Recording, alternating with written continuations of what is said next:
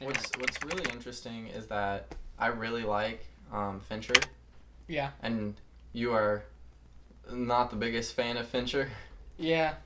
For some reason, not sure. Which is really interesting because you're very much dialogue based in your movie selections. And the one movie that you like of Fincher, Zodiac, is the one Fincher movie I don't like. I like some Fincher movies. I just can't get to that next. Yeah. I like Social Network. I would say Zodiac is definitely my favorite just because of not Alien 3. Alien 3 is no, just because the subject matter of Zodiac I think is what I'm so into. The subject matter. Did I say that? Mm-hmm. Yeah. Subject matter. Thank you for correcting me. You're welcome. Micah was just gonna let me go with it. What are friends for? He was subject matter of Zodiac. Myself right now. And I don't know if it has anything to do with Fincher to be I don't know. I mean, you would think I would like Social Network quite a bit too. Mm-hmm. But I guess Zodiac is just enough for me to really get into it. Oh my god. Max has a lot to say about the Social Network. Yeah. But yeah, I guess I'm just not the biggest Fincher fan. I don't know. I kind of just feel like a disconnect when I watch his movies, and I can't say they're bad, you know? What would you say is your favorite Fincher movie? Zodiac. Zodiac? Yeah. Okay. Zodiac, and then I guess I like Social Network to an extent. What's your favorite Fincher movie? Social Network. Okay. Mine is Social. The funny thing is Social Network's actually my third favorite. Okay. It actually goes third Social Network, second Fight Club, and first Seven. Oh yeah. Oh, I do. 7 is probably my second. A lot of people hate Alien 3, but that's one of my favorite Alien movies. I don't know why. So, and I was pretty shocked to find out that was by Fincher too. I was like, I wonder why I like this so much. Yeah, he's because Fincher doesn't even like that movie. Have you seen any I really other, like it. Micah, Danny Boyle movies? Train Spotting and Train Spotting 2. Is that it? I think so. What are some of his others? Yesterday. Oh, Yesterday. Yesterday's okay. Yeah, that's interesting. Now that I think about it, I don't really like any of Danny Boyle's movies. Not to say. 127 Hours? No, I haven't seen it. Not to say that I don't respect. Obviously they're good movies. They're just not my movie. I'm not gonna trash on a director because he makes good movies and I respect them for what they are because there's a lot of art and integrity that go behind them, but they're just not for me, you know? Yeah. I mean, I'm a really big Train Spotting fan and I don't know. I like Train Spotting 2 more than the first Train Spotting, which is... you know what? That's very... It's more optimistic, I guess. Very valid, to be honest. Have you seen 28 Days Later? No. I actually haven't all the way through. Oh, okay. I recently watched that and I like it a lot more than I used to. Interesting. Danny Boyle's got a really... That's why Yesterday is such a weird movie because his style is really gross. A lot of his movies are kind of What do you mean by gross? Grimy and grainy, and just dirty, and yeah, 28 Days Later, 127 Hours, Slumdog Millionaire, which I haven't even seen. Maybe that's why I'm not a huge fan because I don't like the grittiness of it. I remember when we were watching Train Spotting 2, and there's that scene. Spoilers if you haven't seen Train Spotting 2, where what's that one character? The guy tries to suffocate himself with the bag over his head, and then Ewan McGregor's character saves him, and he just vomits, and you just out loud are like, why are these movies so disgusting? Yeah, there is an even worse part from Train Spotting, which I don't even want to, the first one, that I don't even want to talk about. Those movies are full of just disgusting scenes. Yeah. Have you guys seen Sunshine? No. Is that by him? Yeah, not the biggest fan of that one, but that one's kind of grimy and grain. I just think of grain. His movies are so grainy. Me and you were talking about this the other day, but Danny Boyle has a really random track record. Oh yeah. He's so he does movies like Train Spotting, and then he does Yesterday, and then he does and normally Hours. I'm kind of weird about that. He obviously does have his style, but his stories and scripts are all so different in genres. They vary. And I'm normally kind of. I don't like directors who do the same thing over and over and over, obviously, but I do like to see, them handling stories that are, their style flourishes and you can see a through line. And Boyle kind of still has a style, but it's just so all over the place, and I really appreciate that, and I find that rare, for me. I feel like you really can't with lack of a better term, boil down Danny Boyle's style. Yeah, because, I mean,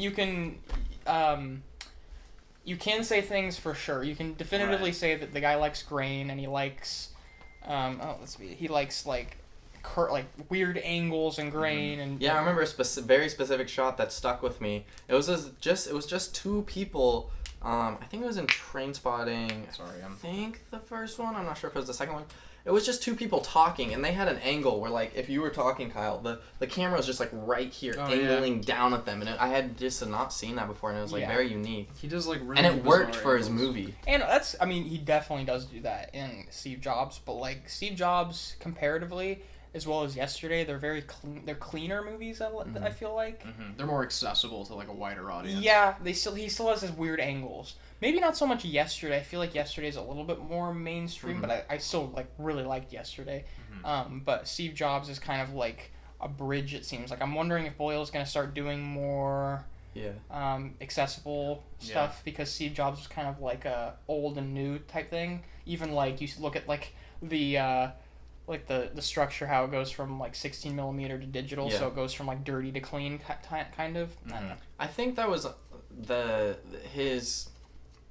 he was kind of incorporating his, I guess, editing of his other movies into it, and I think that's kind of what threw me off a little bit about Steve Jobs, is like that one scene where they're talking about the computer like trying to say hello or whatever, and then suddenly it just randomly cuts to the exit sign. I was just thinking that. And like has like a ringing noise, and it's just like, what? Because like the whole movie seems very clean cut, and then it'll have that, or it'll have, I don't remember what it was, but they're just standing in a hallway, and then suddenly on the hallway wall, like text just appears like across the wall. Do you remember what I'm talking about? And Steve Jobs? Yeah. And it just appears on the wall. Yeah, I don't remember specifically, but it's just like the whole movie is so, for the most part, clean cut, and then you'll have these random edits that you're just like, wait, what? Yeah, it definitely seems so. I think that kind of throws me off a little bit about Steve Jobs. I don't know. That's kind of part of his style. Like I understand it's part of his style, but I don't know. It throws me off a little bit. I mean, I think that's understandable. It's not entirely consistent, especially that exit sign. It's just like, all right, it's like, where did that come from? Super necessary. No, like we could have we know what an exit. Wait, sign what was is he like. talking about? I can't. Oh, the exit sign. See, like I don't even notice because it's like everything flows so perfectly. It took me out of it a little bit. I mean, like I think for me, his editing is like controlled chaos, kinda. Everything feels like it has its place, but everything feels like crazy, but in the right way. I don't know.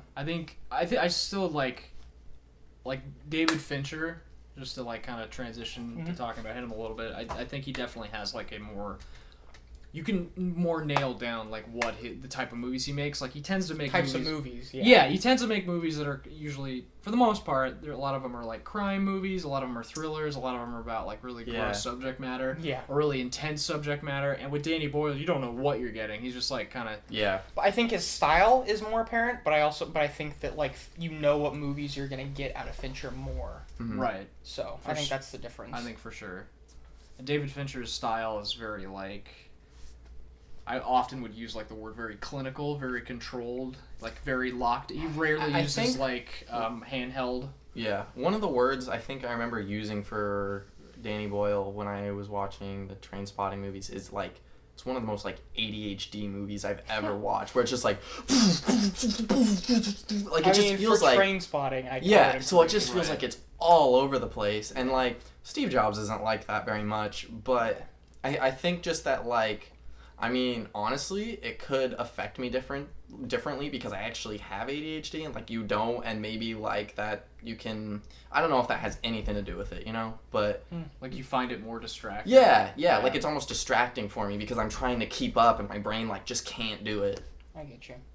I mean, and then like when it comes to Fincher, I think it's not like a problem I have, but I think it's maybe why I don't identify with his movies as much. It's just because I definitely think Fincher does do a good job of staying indifferent when he's telling stories, and like he definitely just wants to like stand back and let the movie play out. Yeah, he kind of gets all perspectives. But I almost think that like that might be his fault, or at least that's why I don't connect with him, because it's like like when doing that, when stepping back and letting the movie play out, I almost feel like a lack of human emotion. Like his personality doesn't shine through as much. Yeah, and it almost like you don't feel his touch. Like I don't feel a human. Like it doesn't feel like a human touch kind of. See, you could argue that's like completely intentional, because I've seen behind the scenes about how he talks about how he like made certain movies, and often like when talking about his camera movement, it's very like you can tell he wanted to go out of his way to almost make it seem like robotic or kind Right. of like